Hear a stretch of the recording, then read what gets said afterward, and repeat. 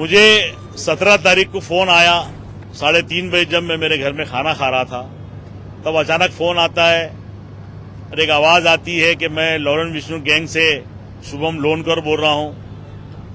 अगर पता करना है तो गूगल में पता कर लो मैं कौन हूं। मैं वही हूं जिसने बाबा सिद्दीकी को दिन दहाड़े मारा। अगर तुमने 10 करोड़ रुपए मुझे नहीं दिया तो मैं तुमको वही हाल करूंगा जो बाबा सिद्दीकी का किया। तो मैं फोन पे समझा रहा था कि भाई मैं एक सामान्य परिवार का आदमी हूं, आमदार हूं, इसका मतलब ये थोड़ी हूं कि पैसे वाला हूं। लोगों का प्रेम है, लोगों के लिए मैं काम करता हूं, इसलिए जनता ने मुझे चुनकर दी। मैं आमदार हूं इसलिए मैं करोड़ों रुपए लेकर कहां घूमूंगा। वो मुझे बात समझने को तैयार नहीं। उसके बाद में 2 कॉल आए, मुझे जान से मारने की धमकी दी, मेरे परिवार को मारने की धमकी दी। आज नहीं मिलेगा तो कल मिलेगा, 2 महीने बाद मिलेगा, 1 साल बाद मिलेगा, जहां मिलेगा वहां शूट करेंगे। ये शिकायत लेके मैं अकोला एसपी के पास पहुंचा। अकोला एसपी ने वहां पे उसको दखल ली। मैं अकोला एसपी का भी धन्यवाद करता हूं कि उन्होंने मुझे उस बुनते से सुरक्षा मेरी प्रदान की, मेरे घर पे, मुझको, मेरे परिवार के लिए। लेकिन आज अफसोस की ये बात है कि जिस विधान भवन का मैं सदस्य हूं, आज मेरे गढ़ नेता विजय वडेट्टीवार ने वो आवाज उठाई। उसके बावजूद मैं सभापति से बात करना चाहता था कि मुझे भी कुछ बोलना है, तो सभापति ने मुझे टाइम नहीं दिया बात करने का। सभापति ने बहुत उसको हल्के में लिए।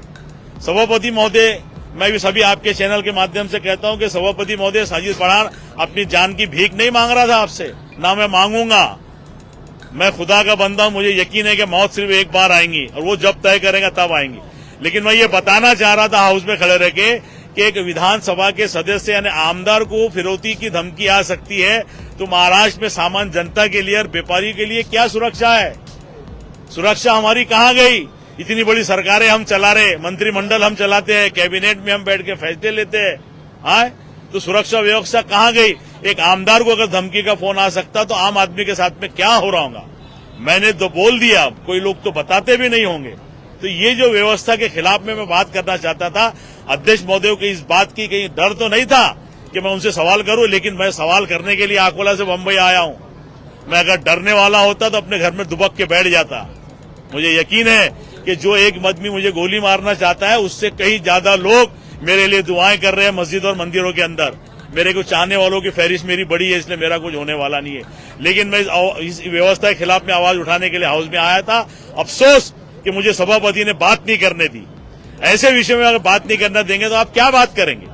तो मैं आपके चैनल के माध्यम से, भले मुझे हाउस में जगह नहीं मिली, लेकिन मैं मीडिया के माध्यम से उन सारे मगरूर सत्ताधारियों को आंख में आंख डाल के बोलना चाहता हूं कि अपनी हालतें सुधारो।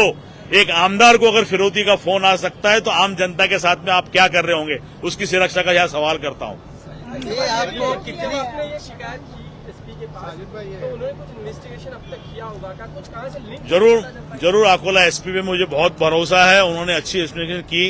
कैलिफोर्निया से वो फोन आया, उन्होंने रिटेन किए, वॉइस भी उनकी कंफर्म हुई और वो अभी अपनी कार्रवाई में लगे हैं। लेकिन मेरा ये, मैं इसलिए, देखो, मैं आपके सामने इसलिए खड़ा हूं कि मैं विधानसभा के अध्यक्ष सदस्य हूं। समाज के अंदर जो बुराई चल रही है उसका आवाज उठाना मेरा फर्ज है।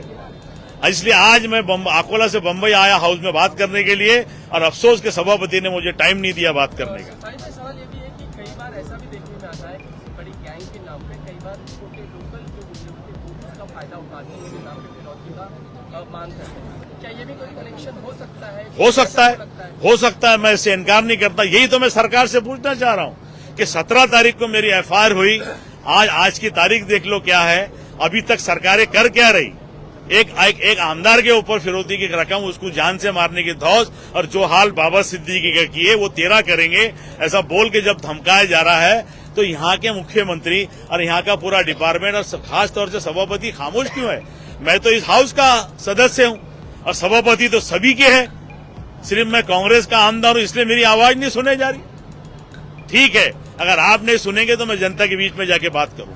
आपको टारगेट करने का रीजन क्या है? मतलब तो सभी मैं यही टारगेट हो रहे हैं, अभी आपको टारगेट नहीं, मैं यही तो पूछना चाह रहा था सभापति महोदय से कि भैया मुझको आमदार समझ के टारगेट किया जा रहा, तो सरकार ने इसके अंदर क्या पहल की, क्या छानबीन की, अभी तक क्या हुआ, मुझे कुछ पता ही नहीं चल रहा। और मेरे जैसे सामान्य आदमी को फोन आने की वजह समझ में मुझे भी नहीं आ रही, क्या कारण है फोन आने का। मैंने क्या, अकोला एसपी ने फोन किए, चेक किए, कैलिफोर्निया से फोन है, इंटरनेशनल कॉल थ्रेड है, मेरे पास वॉइस रिकॉर्डिंग है, मैंने सबको दिया हूं। आप चेक कर लो। आपने जो FIR दर्ज कराई है